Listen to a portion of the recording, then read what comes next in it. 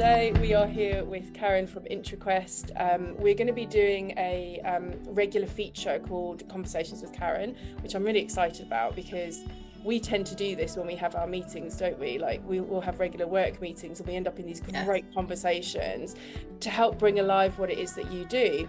So very, very quickly, Karen's from IntraQuest. She's the co-founder of IntraQuest, which is an amazing not-for-profit business up in the north of England, in Oldham. They are a well-being and learning company, and their focus, and I'm jump in if I'm getting this wrong, but their focus is on helping people, families, individuals, organizations to help release trauma, release stress, and move towards the life that you want to live. So yeah, that's kind of my understanding of what you do, and I've just had such enjoyment working with you guys. You're such a beautiful business. And the idea of these sessions is we'll have a little bit of an aim of a topic. We'll take some feedback from the audience as well, just to make sure that we're covering things that they're interested in. But it would be great if you could just talk about setting the intention for the session and then the topic that we're going to cover, and we're just going to have a conversation. It's not going to be formal, it's just going to be us chatting, which is great. 100%, and I love that. Let's make it really informal. Yeah, because we do have conversations and then we're like, oh, we should have recorded that and we could share that with people. So I guess, the intention I've named it Conversations with Karen because I do want it to be a conversation. We could go down the route of, I could prepare something, like even today I was like, oh, I really haven't prepared, I should prepare. And I'm like, no, that would be statements from Karen, and I don't want it to be statements from Karen. I want it to be a conversation. Life is a conversation, and I've lived my life very much as a conversation. It's two-way. I'm learning all the time, and kind of just going back to IntraQuest and what the name means, because it can be a bit annoying because people struggle to say it. It's IntraQuest, but it basically means internal journey. So intra being internal, quest being journey. And the heart and soul of our business is self-awareness. The tagline is the greatest journey start within. And I guess we started our business in support of people trying to support people in lots of different aspects. And that's where the training side of it came in. And it's where obviously the therapy came into it. And the focus can be very much on what do I do to fix someone else? And that's really, and the topic of today, which is going to be our identity equals our reality, very much speaks of not really having to worry about other people, not having to worry about even the situations and the circumstances that we find ourselves in. The greatest and most powerful journeys begin when we take that internal journey and we take a look at the world inside us. And I wrote something the other day about my path, because I was trying, we always have this kind of, what's my purpose? Why am I here? And something that's occurred to me really in recent months, and the sentence that came to me was, my path is not defined by what I've learned from the world around me. My path is defined by the truth that I've discovered within the world inside me. Oh my goodness, and that really, it speaks to everything we do as a business, but everything that's happened in my own life. And that's the journey that we take people on, whether they're a 3-year-old coming for therapy, or a parent who's brought their child for therapy, or a parent that's coming here for therapy themselves, an adult, an individual. It doesn't matter who it is. And even in the training room, right? This isn't about, what can I do to other people? This is about what is going on for me. And when we really understand ourselves, we are best placed to help other people understand themselves. And that is what unlocks life for everybody. So that's kind of the heart and soul behind what you guys do and who we are, 100%.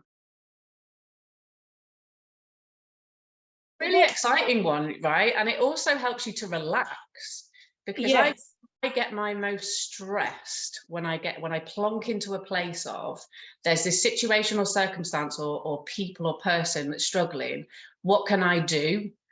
And that is where all my stress comes from. And just remembering that coming back to myself means I don't have to worry about those around me, because I will naturally influence them when I am at my best.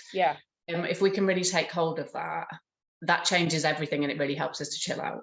That's freedom though, isn't it? I feel like, because when we had this kind of similar conversation a couple of weeks ago, the freedom in just kind of releasing all of that so you can be in that presence is just so just life altering. But one of my questions was, when you were talking there, that came into my mind was, when clients come to you, or potentially even just in life, not everyone's at the place where they understand that, actually that inner journey is the powerful journey. That's the thing that's going to create the change. That's the thing that's going to move them in the direction they want to move in.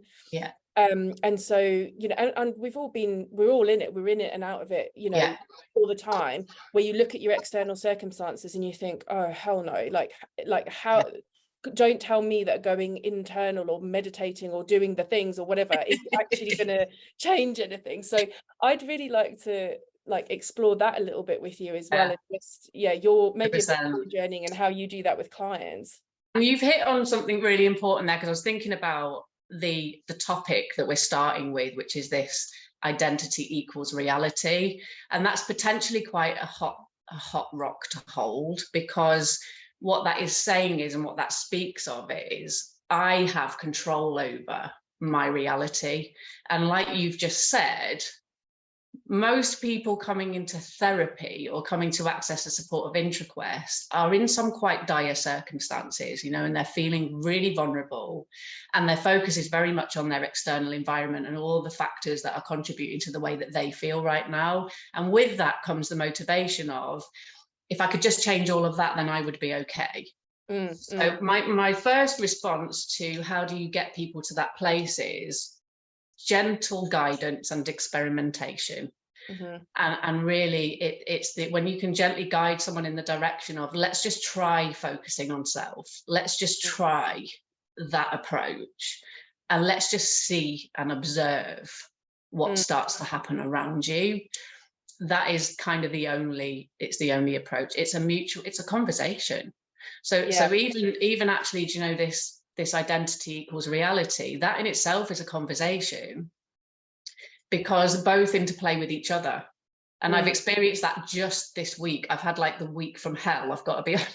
It's just well, truth bombs, this is what this is about. This is real, right? Yeah. And this, and I always look at these things and think, I set out this morning and I was like, oh my God, I'm in the worst place ever to have this conversation. I'm stressed to the max. And it's like, no.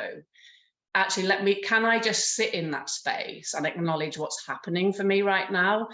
And actually tracking it back, the week has become stressful because I made a life upgrade at the beginning of this week. So I chose deliberately to change my reality.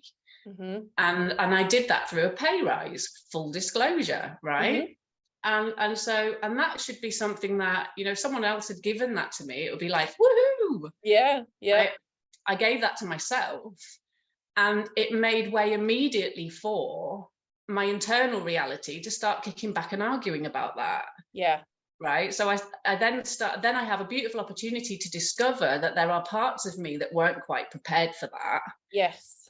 And then I can either go, oh, I made a horrendous mistake and go down that rabbit hole, or I can go, can I just be with those parts? Can I just be with myself in this moment and realize that this is a conversation?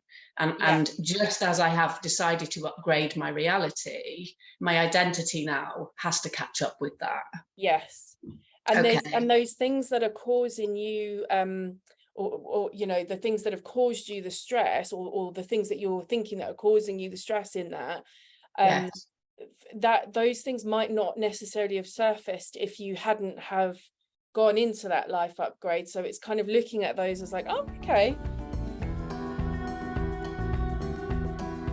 The identity versus reality thing as well. I just want to say this now and build it in wherever it comes in naturally. But I'm really conscious that the whole law of attraction manifesting thing has become quite mainstream and quite diluted, if I'm honest. And that's not being, I'm not saying that from a hoity-toity, oh, I'm on a different spiritual plane to everyone else. Absolutely not. We're all in it together. I'm saying that from the perspective of it's been marketed and monetized. Fine. That's obviously the evolution that's needed to take. But this, how you're talking about identity equals your reality, Yeah. is deeper than that. It's not the kind of surface level, oh, if you tell yourself something and it's absolutely not true, you know, Yeah. eventually it will happen, fake it till you make it kind of thing, you know. 100%. And I think that's it. It's that, and I can't remember who said it now, somebody very valid and credible, I think, therefore I am. It's that. And so we have this idea that if I think it, it will come into being, as if we are our brain. And actually we're not our brain. Our brain is one part of a very complex system, you know, and actually it's quite a small part of a massive system of communication. So for me, it is about the whole law of attraction thing. And I absolutely buy into it at its deep space. It's about understanding that we are vibrational creatures. And if we can kind of get with that and go, right, I am made up of vibration, and the people around me are made up of vibration, and together we are interconnected. And even just at a very basic level, if you've ever walked into a room where an argument has happened, you don't have to walk in on the argument. You just know it's happened, and it's because the vibration in the room has changed because of the state that the people in it are now in. Everyone can be silent and not saying anything and tapping away on their computers. You know something has occurred in that space because the vibration has shifted. Yeah. So if we could just take it really, really basic and go, okay, yeah, I can get with that and I can buy into that. We can then start moving into that space of what vibration am I showing up in on a day-to-day basis? What am I putting out there? Now that vibration comes from the perception that we have of ourselves, right? So this idea of who am I? Ego, right? And then we show up as that. And a lot of the time that is subconscious. We're not really thinking about it. We just are what we are, and we're very often a result of all the things that have happened to us. But the law of attraction is about taking a conscious look at that and deciding to show up differently, deciding to call in other things into your life, deciding to put out a different vibration, upgrading, basically. But the really shallow, diluted way of doing that is to tell myself lies. So we get this like positive self-talk thing that goes on, and it doesn't work. And that was a whole thing that we were going to talk about at some point, and it's probably on its own. But maybe we'll just talk about it anyway. If you lie to yourself, you know, if the aim is, I want to show up as an amazing person, therefore I am going to tell myself that I am amazing. For every time I say I am amazing, my actual belief will also show up, right? No, you're not, or you're actually an idiot, or you're really selfish, or you're incapable. Whatever it is that is your actual lived experience of yourself will also show up. So lying to yourself won't work, because every time you flex the muscle of I'm amazing, you'll flex the other muscle, which is no, you're not. So everything's growing at the same pace. And that creates the resistance and the pain, creates the feeling of misalignment. Absolutely. So for me, the key of that is positive self-talk works if it's the truth. And so it's finding a truth statement. And if your goal, and my goal, and it's the mission really behind this situation, is I want to share my passion, and my passion is self-love. And it's as simple as that. If I can influence people to start to think better of themselves, then that's what I want to do. But if your aim is self-love, standing and looking in the mirror at yourself saying, I love you, is just not true. And it's the fastest way to discover how you really feel about yourself. Louise Hay did this as an exercise with thousands and thousands of people, and people throw the mirror across the room, they stamp on it, they refuse to speak to it. It's the fastest way to discover how you really feel about yourself, is look in the mirror and try and tell yourself that you love yourself. So we can see straight away all the resistance comes up. So for me, it's about stepping it back, dial it back, dial it back, dial it back. Can I get to a place of, and I'll be honest here, my first mantra was, I am willing to hate myself less.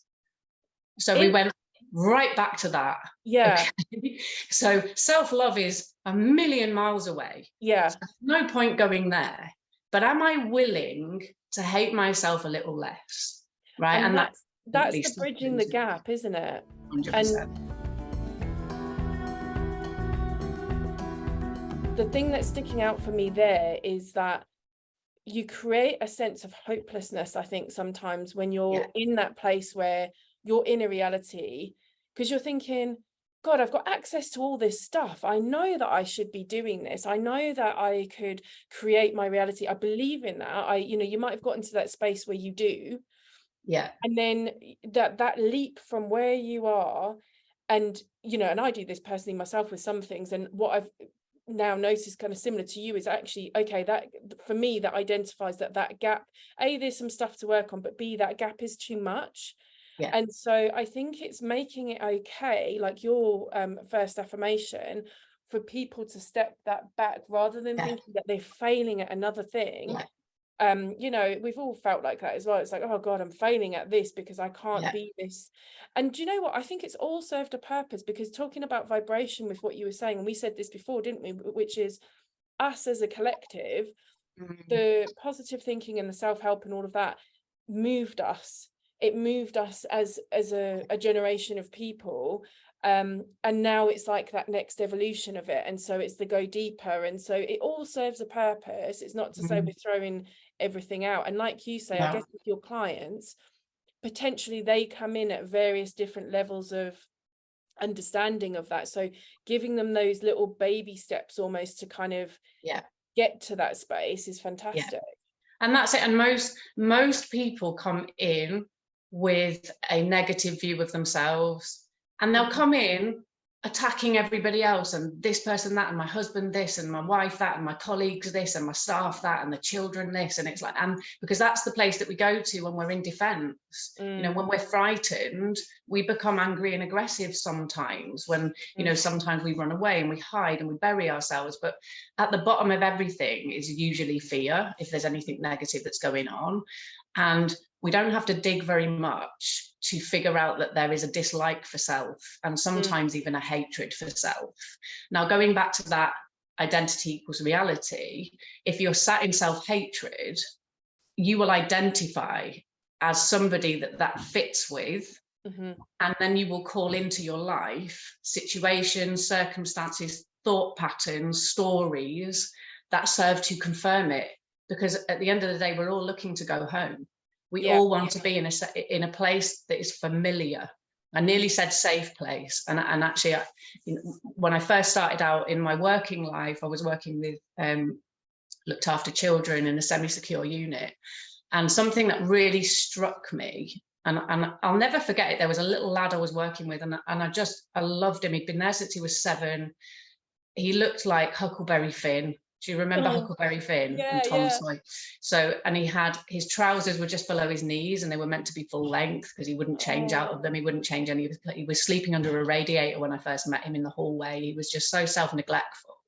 And I remember this one time sat around a table and we were playing lip reading. Can you read my lips? And we were all like saying things, and the kids were saying it back and trying to work out what you were saying. And then he looked at me and he mouthed, "My mum loves me." And I've never been so impacted. Like I've never, ever, it was years ago and I've never forgotten it, and I've never forgotten him.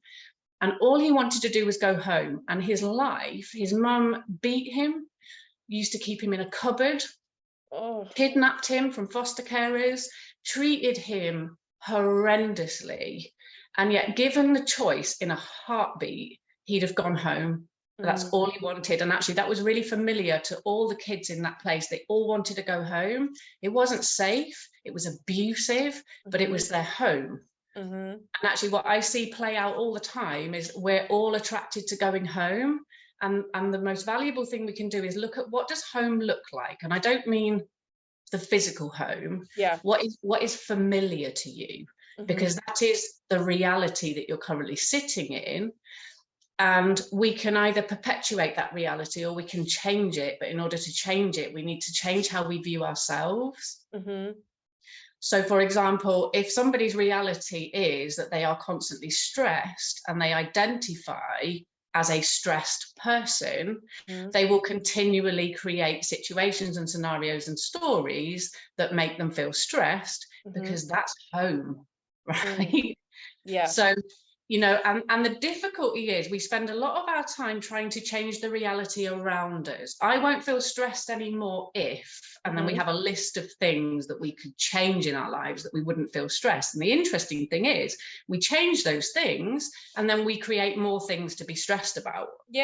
Yeah. You'll see it all the time. And it's like, and then there's that sense of failure, and that's where law of attraction falls down, because it's like, I'm doing everything I can, and yet I'm still bringing about the same result. And it's because the identity hasn't been remembered. Yeah. Who am I? Because if I am a person that identifies in a certain way, and I said this to you the other day, it's like taking somebody that's, let's say, I don't know, a Chinese speaking person that doesn't speak English, and put them in a room full of people that only speak English. They won't be comfy there for long, right? Because they can't identify, they can't understand anybody, no one can understand them, and they'll want to go back to the room where everyone speaks their language. It's the same thing when we try to upgrade our lives without upgrading ourselves, is we put ourselves in new situations thinking this is going to solve everything, and then we can't identify there. So we'll change that again to be back to how it was, even if it's in a completely different way.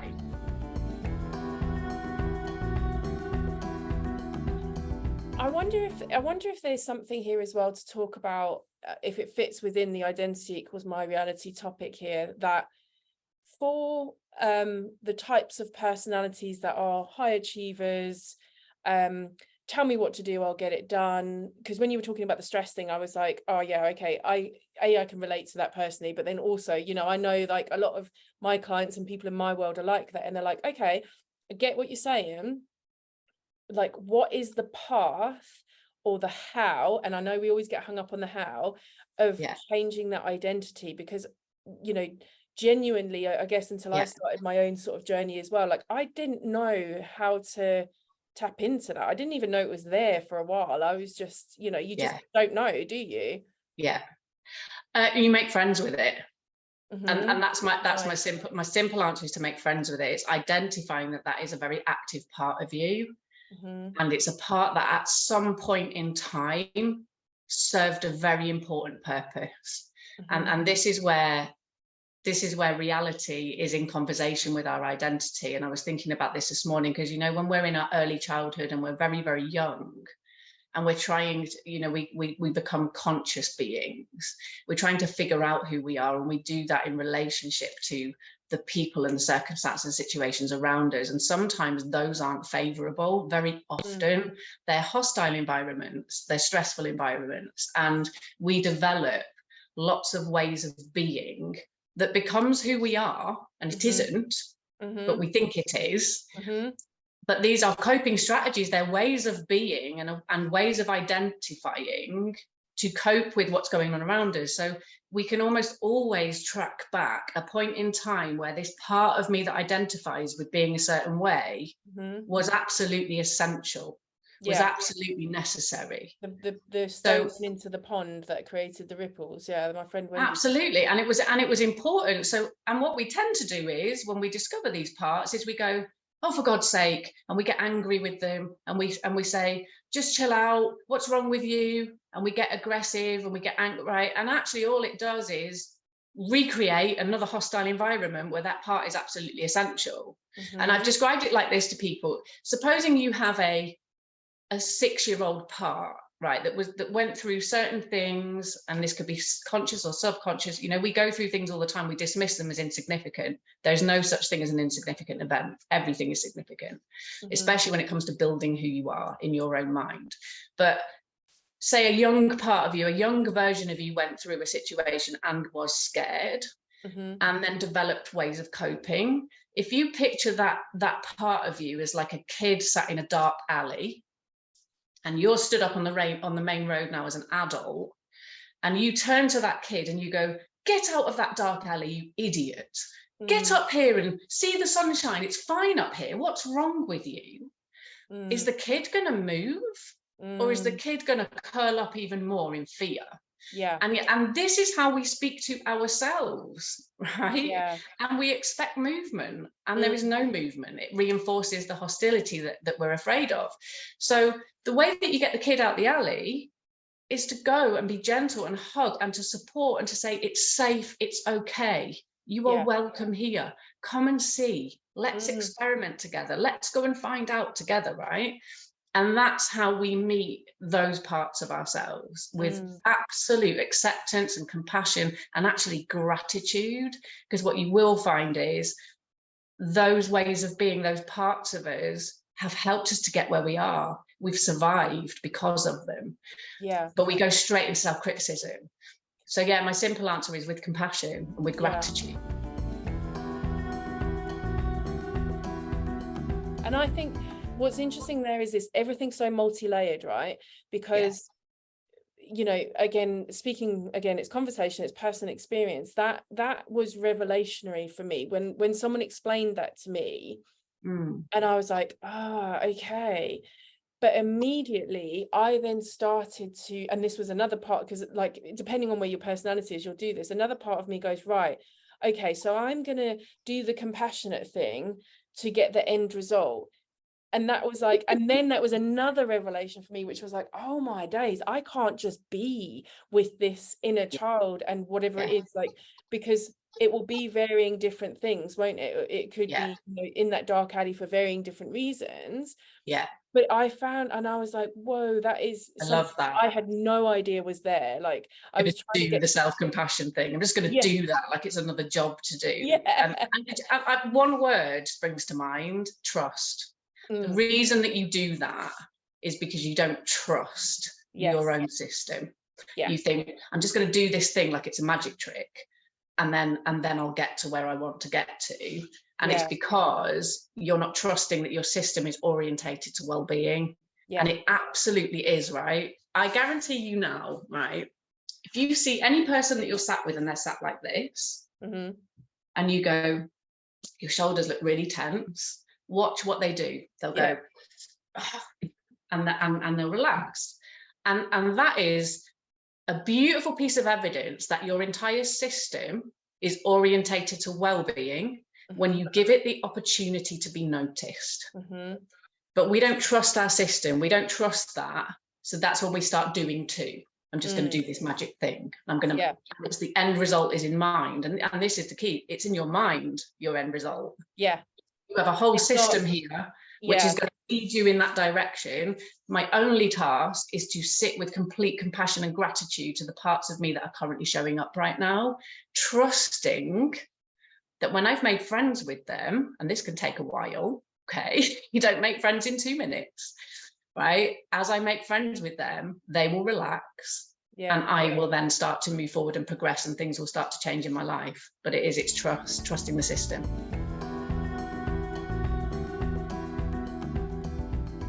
So talk to me a little bit about, because obviously this is your passion, this is your work, right? And what I'm thinking here is, where my sort of head goes with this is, you've done this is your journey, this is and you continue to do it, it's the path that you walk, right? Do you still get frustrated when you have clients come in, families, children, organizations, whatever, however they come in, and you think, oh my goodness, and you can see the potential, and you can see the thing under the thing under the thing, and it's like that little, you've got to take them on that journey. Do you still get frustrated with that, or are you sitting in your compassion for that journey for them too? Well, it's really interesting, because when you say, do you get frustrated? Parts of me get frustrated, the kid parts of me. And the reason they get frustrated is because of something else you just said, is you've got to take them on that journey. Now, self-energy says, no, I don't. Right? The parts of me that get frustrated think that they do. So again, there's an agenda. So the only way to tame the frustration is to tame the parts that thinks that they've got to do something about this person's life, which again brings us right back to full circle. If I deal with my own identity and trust in my own system, and I pay that same respect forward to every person I interact with, and I trust their system, they are taking themselves on their own journey. And it really is about 100% trusting that I trust you as capable, whether you're 3 or 93, you know, whether you are an adopted child or an adopted parent, I trust you as capable. And understanding that I have a very, very tiny, minuscule role, and I am a person of faith. I'm a spiritual person. So I personally go to a space of, you know, the universe has allowed me this interaction for this period, and this period only. So now what I do with that, if I do that in self-energy, if I do that in the truest sense of myself, I'll influence them in the right way. And it will become a part of what heals them. Yeah. But it is certainly not my job to take somebody on a journey. So yes, I get frustrated. Parts of me get frustrated, and sometimes I get blended with that, and I get incredibly frustrated. And then I settle my system. Yeah. And I go back into that space of, I trust them as capable. And if thinking about what we're going to do with these conversations and where we're going to put them and what have you, and how we're going to put them out, if someone's not in therapy, or they're not they're just starting this has really piqued their interest, they're just starting, and bringing it right back to that basics of where can they start? Like, what do they do first if they're listening to this and thinking, wow, this sounds great, other than obviously coming and seeing you guys, but you know, what do they do first? It's an interesting one, isn't it? And again, it's being self-led in that. If something is piquing somebody's interest in terms of, I want to find out more about that, really what they're being led to is finding out more about themselves. And there's a myriad of different ways to do that. But stopping and spending a bit of time with yourself would be my first suggestion. And that can be hard. We're not used to it, right? It's like, you know, no. When you kind of have the you know, I remember when this started years ago, this sort of first journey, and I got into that whole, right, I'm going to sit down and I'm going to meditate, and I was like, oh, do you know what? No, actually, I'm going to go and see this friend. I'm going to go do this, and you'd rather be doing something else than actually just sitting there. And it wasn't until I years ago read was it Untethered Soul, or the other Michael Singer one, The Surrender Project, and when he actually described the observation. And even though I'd been meditating for years, I was like, oh, and like, you're stepping back. And it was funny because even when I was doing that, I was like, oh, step back now. Oh yeah, I'm observing that thought. And I'm like, no, but I'm still that, what is that voice, you know? And so the actual kind of being with yourself is like baby steps, isn't it? It's the voice that wants to keep you in your present reality, because your present reality is home. So anything you do to create space for yourself will kick that off. Because actually there's danger ahead here. I don't know where we're going now, right? So it's meeting that with compassion. It's hearing what's going on. You know, what are the stories that are being told that are stopping you from spending that time and just tuning into self and that self-discovery. And you know, we have to do that first. We have to create space. How you then fill that space, that might be with some guidance, that might be with a therapist, that might be with going on some mini retreats, reading some books of interest, you know, looking up authors like Louise Hay and Wayne Dyer and people that have done the stuff that you're fascinated by, and just starting that journey of those small things that tune me into me. And even if I risk bumping into dissatisfaction, can I just show up for that? Can I just acknowledge? Can it be okay that I'm feeling fidgety? Can it be okay that I'm feeling anxious? Can it be okay that I'm feeling frustrated?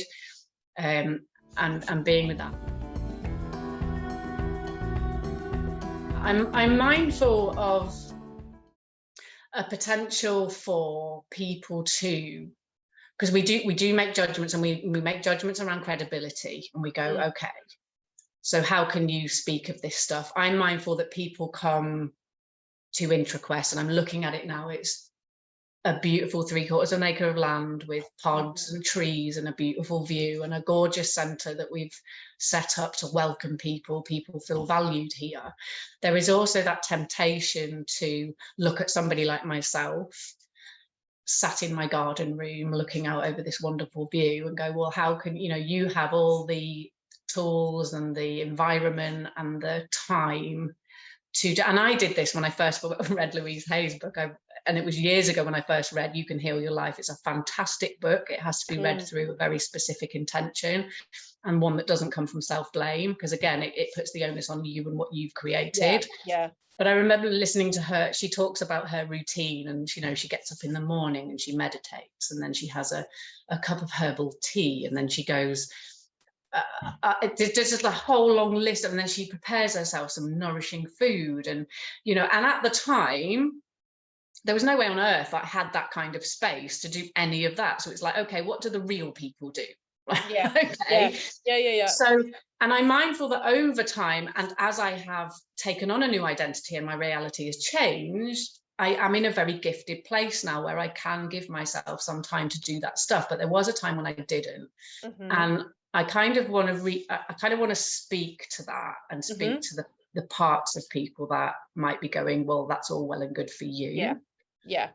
To kind of bring about, and just to share really open and honest and I guess in a raw and real way, how I've got to being the CEO of a business where I have enough time to myself to meditate, to tune in, to listen to myself, and to activate my dreams. And just to kind of rewind and just go very whistle stop through that, going right back to the addict Karen, and how actually from the age of 9, I first started to drink alcohol. From the age of about 11, I was sniffing gas, and that went on into major addiction. And so I spent 18 years of my life addicted to substances. And tracking back that, I very definitely identified as this addict, this person that didn't care about anybody, this person that couldn't be hurt by anybody, this angry, violent. And I worked hard at it. Like, I can really remember working hard at this. I remember a situation when I was in a rehab, and they were doing this group session, and it looked really interesting. And I couldn't let myself go and be a part of it. And I remember sitting in this toilet. It was like a small toilet cubicle. I could literally touch both walls with my knees. It was freezing cold. There was no heating. It was on a farm. And I was sat there absolutely freezing and bored out of my skull, and really curious to know what this whole group session was like. They had hot drinks, they were sat around, they were chatting, there was even music playing, and they were singing and and I was like, nope, I can't do it, because my identity was, I don't care about you, you can't change me, you can't influence me. My identity was so fixed that going and being in that reality was too uncomfortable. It was too uncomfortable, because it would say a whole lot of things about me that I wasn't yet ready to say.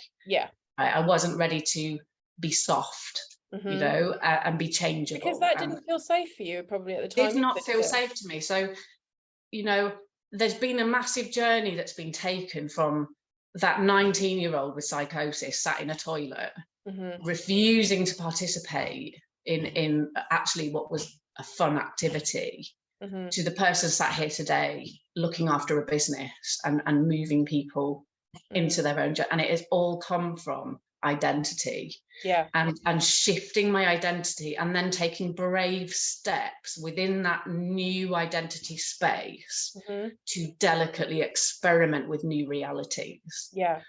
And it's been a long process. I mean, I'm hitting 47 this year, and it's a never-ending journey. I saw my therapist yesterday, just so you all know. And I probably always will dip in and out of therapy, because I'm a massive believer in that. If we want to upgrade, we need to be really comfortable with who we are and where we are, and also courageous enough to step outside of that a bit. But I had to first get comfortable with the idea that it was okay for me to want other people in my life. It was okay for me to need help. Right. And the way you tell your story, sorry to interrupt you there, but I just want to touch on that, because the way that you talk about that and how you spoke in this whole session, for me, it's you've broken it down in a way, I think, that's going to be more understandable. Because I think what happens sometimes, and not taking this away, because this is still a valid I guess, way of getting things out is you could tell your story, as a lot of people do, as your, like, almost like a rags to riches story, you know, like a oh my God, I was this was what my life was like, and then I did this, and then I became this, and then it becomes a story of, but there's nothing about like the incremental, gentle steps. And what that then does is, for other people that are trying to change that identity of theirs, they it's almost like they think, oh, okay, I've got to do these things over here that she's talking about, but there's a whole plethora and gentle journey that you've been on to get to that place. And I think we get quite dismissive of that, you know, because I don't know that everybody knows how to language that when they have created that identity change. It's a really important point, and I have loads of people where when my story has been used historically in training, so we've had lots of people in the room, and we've used it to validate some of the therapeutic techniques that we use, you know, that we help people with, to validate attachment theory, to validate how previous experiences really can, in the early days, shape who we think we are, and then we move on in that same strain. And this is what we're trying to tackle. And I've had so many people say, oh, could you come to this youth centre and share your story with these kids, or could you come into this prison and, you know, could you say, sorry Siri, and share your story for these people? And it's like, I was in prison, I 13 prison sentences, and if some blonde woman business owner, you know, with a beautiful home and property came in and said, oh, I was once where you are, right, that would be, you know how that would be going in their head. No way on earth, because it, you know, it's like, it's unreachable. And so it does one of two things. It makes your own desires, it shuts them down, because there's no way I can achieve that. And also then it can heap shame on where you are. You know, if I go, oh, I went through all this and I went through all that, and look at me now, all the people that went through all this and went through all that are still where they are, then feel 10 times worse about where they are. So it's really important. And I also want to say that, yeah, it's a really long journey, but every part of it can be exciting. Every part of it can be, you know, and this is where we have to stop ourselves going, I'm just going to do this thing so that I get there. I'm just going to do this. I'm just going to do this thing and see where it takes me, because every part has been exciting in one way and scary. And well, yeah, and all of the emotions. And I think that's the thing, isn't it? Because that old cliche saying of oh, what is it? It's not the destination, it's the journey that counts. And I get really frustrated with that, because I don't anymore, because I'm like, I know, you know, but I used to be like, but I want the thing, or I want to change, or I want to do that, you know. And everybody's like that, right? I think we're naturally, we're born, humans are for evolution, right? That's what we're there for. But I think you telling your story and you speaking like this in the way that you're doing, rather than it being oh, and look at me now, because that's not what, we actually consciously said when we started this, didn't we, that we weren't going to start with that as an intro, because like you say, it does all of the things that you were talking about. It might invalidate where people are, it might, but it's also, like you say, speaking to the you've been here, you know, you have had that journey, and from creating a no, it's not a sense of authority, that's not what I mean, but you know, that kind of, I get it, like, I'm not talking about this from a theoretical perspective, I'm in it every day, you know. 100%. Yeah, absolutely, there's no silver spoons going on here.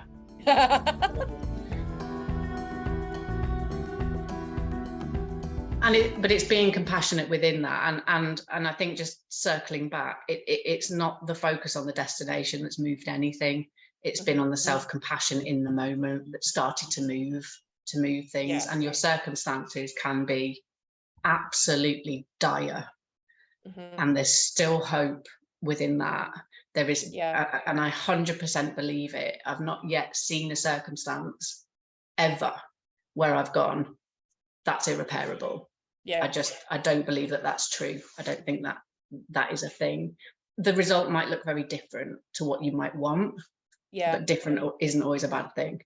No. Right? And you're Different not can be aware. beautiful. Yeah, exactly. And you're not necessarily aware of what the highest might be in that situation, because you're coming at Absolutely. it from your mind. So Yeah, and from your own perspective.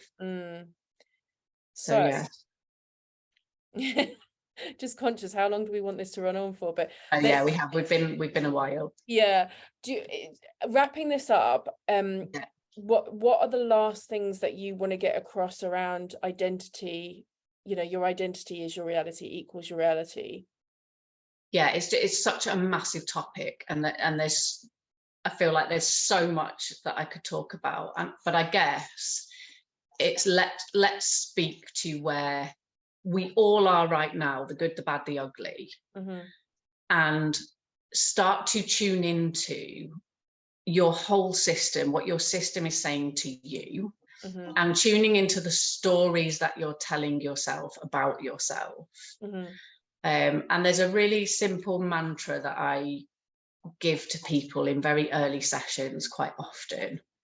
And it is just a simple, compassionate acknowledgement of where I currently am, or where parts of me currently are.